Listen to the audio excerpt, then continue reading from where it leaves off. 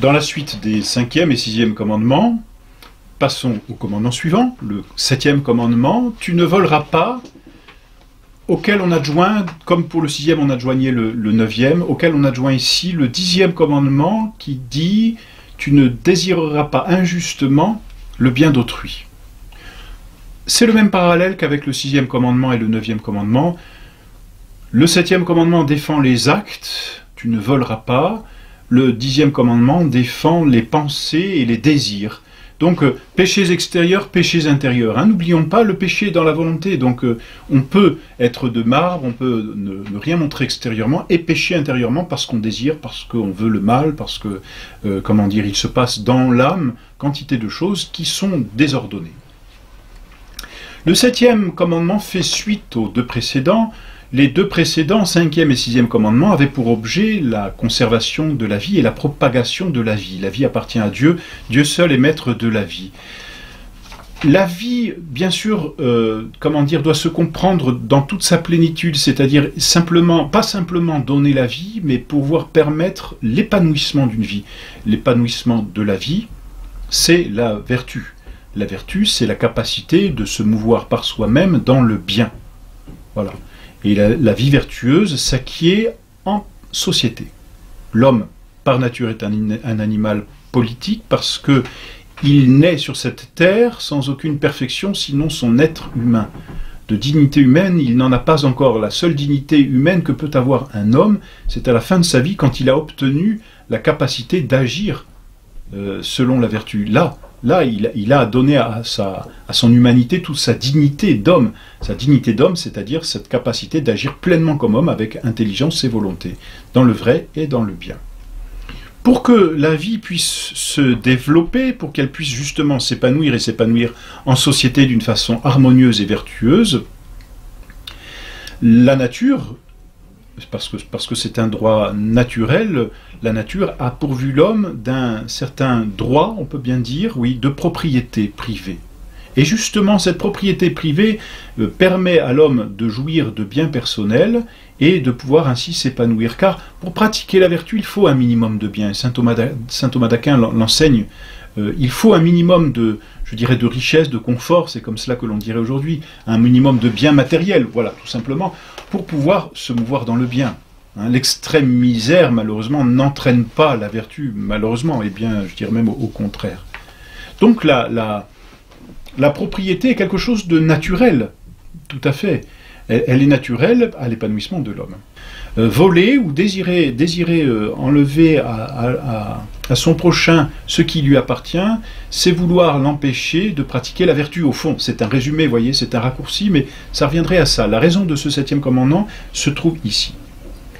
La propriété, c'est la faculté de jouir à son gré, de disposer à son gré, et à l'exclusion d'autrui, d'une chose et de son utilité. Et on a tous besoin de choses personnelles, d'effets personnels. L'homme a le droit d'acquérir, l'homme a le droit de posséder ce que l'on appelle un domaine, des propriétés stables, parce que la vertu a besoin d'une stabilité. Et ce droit même est aussi fondé sur la loi divine. Hein. Si la loi divine défend le vol, c'est qu'elle veut la propriété privée, naturellement. Hein. Et donc tous les adversaires de la propriété privée, et pensons d'une façon très générale à tous ceux que l'on peut appeler regrouper sous l'étiquette de socialistes, c'est-à-dire tous ces communistes, tous ces collectivistes qui ont été condamnés par l'Église, je pense notamment aux grandes encycliques du pape Pie IX et même du pape Pie XI, n'est-ce pas? Eh bien, tous ces gens-là sont finalement des utopistes, hein, c'est comme ça qu'on les appelait d'ailleurs à la Renaissance, des utopistes. Pourquoi ? Parce qu'en pensant retirer la propriété privée, ils pensent obtenir une certaine paix. En voulant collectiviser tous les biens, disons, ils pensent qu'on va avoir une certaine égalité, une certaine paix. Mais bien au contraire, c'est l'empêchement de la vertu et donc c'est l'anarchie. Inutile de faire un dessin, il suffit de regarder, d'ouvrir les yeux autour de soi, malheureusement. Il est donc nécessaire de posséder et d'avoir des biens privés, et c'est un péché. Et c'est un péché grave que de violer le droit de propriété. C'est ce que l'on appelle une injustice. L'injuste détention, c'est-à-dire le dommage injuste, est un péché. Retirer quelque chose à quelqu'un qui lui appartient, c'est le voler. C'est lui retirer ce qui est à lui, c'est donc le léser dans son bien. Et quand on lèse quelqu'un dans son bien, on l'offense. Et derrière, on offense Dieu. Aujourd'hui, on pense que un péché contre le prochain n'est pas forcément un péché contre Dieu. Mais si, c'est toujours un péché contre Dieu. C'est un péché contre Dieu qui veut la propriété. C'est un péché contre Dieu qui veut le bien. C'est un péché contre Dieu qui veut la vertu. Donc empêcher la propriété, empêcher le bien, empêcher la vertu, c'est aussi agir contre Dieu. Bien sûr, c'est d'abord, avant tout, un péché contre le prochain. Bon. Le larcin, la rapine, l'escroquerie, la fraude, toutes choses bien connues aujourd'hui, eh bien, sont des péchés, et sont souvent, bien très souvent même, des péchés mortels. Ce sont des péchés graves. L'injuste détention consiste à retenir par devers soi le bien d'autrui, c'est-à-dire à garder avec soi-même quelque chose qui appartient à autrui. Et le dommage injuste, eh bien, consiste dans la perte causée à autrui par malice, voyez, ou par imprudence. On a causé la perte de quelque chose. Même si nous-mêmes on n'en a pas retiré un profit, on a causé la perte de quelque chose à quelqu'un. Dommage injuste, voyez. Alors, ces péchés vont directement contre le bien du prochain. Ils sont graves et nécessitent, et c'est peut-être cela aussi qu'il faut bien noter, nécessitent réparation. Il faut réparer l'injustice. Il ne suffit pas de dire j'ai été injuste, il ne suffit pas d'aller se confesser de vol, de toujours posséder quelque chose qu'on nous a prêté et de ne pas le rendre, qui est une forme de vol aussi. Non, pour obtenir l'absolution de ces péchés, eh bien il faut avoir le désir de restituer. La restitution est un devoir lié à ce commandement. Celui qui a volé doit restituer ce qu'il a volé. Pourquoi? Parce que la chose a un possesseur. Elle a un maître, et c'est ça le grand principe. La chose a un maître. C'est-à-dire qu'une chose que je vole, si je vole, n'est-ce pas, si un enfant vole à son camarade un stylo, eh bien, il a changé le dominium de ce stylo, la possession. Ce stylo qui était la possession de son camarade devient sa possession, et ça, c'est injuste. Et donc, l'enfant peut être contrit, l'enfant peut s'accuser en confession et dire « j'ai volé un stylo », sa véritable contrition n'apparaîtra que quand il aura le sincère désir de restituer la chose à son camarade. Pourquoi? Parce qu'elle appartient au camarade. Je ne peux pas dire cette chose m'appartient parce qu'elle est avec moi. Non. Il faut, pour qu'elle nous appartienne, l'acquérir justement. Ce qui est acquis injustement n'est pas acquis, mais reste la possession de celui à qui on l'a enlevé. Voilà pourquoi ce 7e commandement, eh bien, nécessite de restituer. Il y a plusieurs façons de mal acquérir. Un contrat mal passé ou un contrat dans lequel on a lésé volontairement une personne, c'est un mauvais contrat, rescindable. Et il y a là encore vol.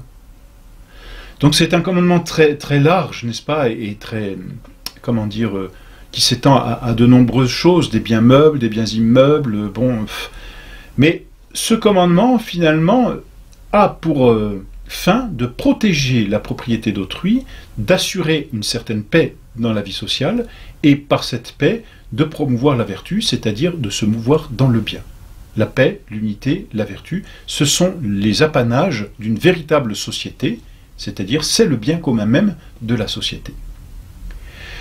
Il faut donc réparer l'injustice, mais s'il n'y a pas eu vol à proprement parler, il peut y avoir quand même péché. Comme nous l'avons vu dans le commandement précédent, le 10e commandement ici interdit de désirer voler. Le seul fait de désirer le bien d'autrui, avec ce désir vraiment de le prendre si on le pouvait, est déjà un péché. Et peut-être un péché grave.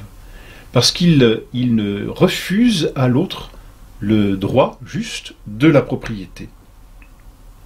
Bien sûr, tant que ce désir n'a pas été mis en œuvre, n'est-ce pas, eh bien, il n'y a pas de restitution. C'est entendu, la restitution ne vaut que quand la chose a été vraiment enlevée à une personne. Tous les biens appartiennent à Dieu, tous les biens de la terre appartiennent à Dieu, parce que Dieu est le créateur de toutes choses. Et c'est Dieu qui a décidé que des choses appartiendraient à certaines ou à d'autres personnes. Le droit de propriété vient directement, on peut dire, de Dieu lui-même. Hein. Et les choses appartiennent à Dieu. C'est pourquoi Dieu, lui, a tout pouvoir sur les biens. Il peut retirer ou donner comme il le veut. Ça n'est pas injuste. C'est Dieu le maître de toutes choses. C'est le bon Dieu qui en est le législateur. On voit bien l'histoire de Job qui avait de grandes richesses et le bon Dieu, en une journée, a permis qu'il perdît tout. Et Job a dit « Dieu m'a tout donné et que sa volonté soit faite. » Voilà. Dieu est le maître de toutes choses. Lorsque dans l'Ancien Testament, le bon Dieu a délivré le peuple hébreu d'Égypte, parce qu'ils étaient en servitude, le bon Dieu leur a demandé de prendre tout ce qu'il y avait de précieux chez les Égyptiens. On dira les Hébreux ont volé. Ben non, les Hébreux n'ont pas volé.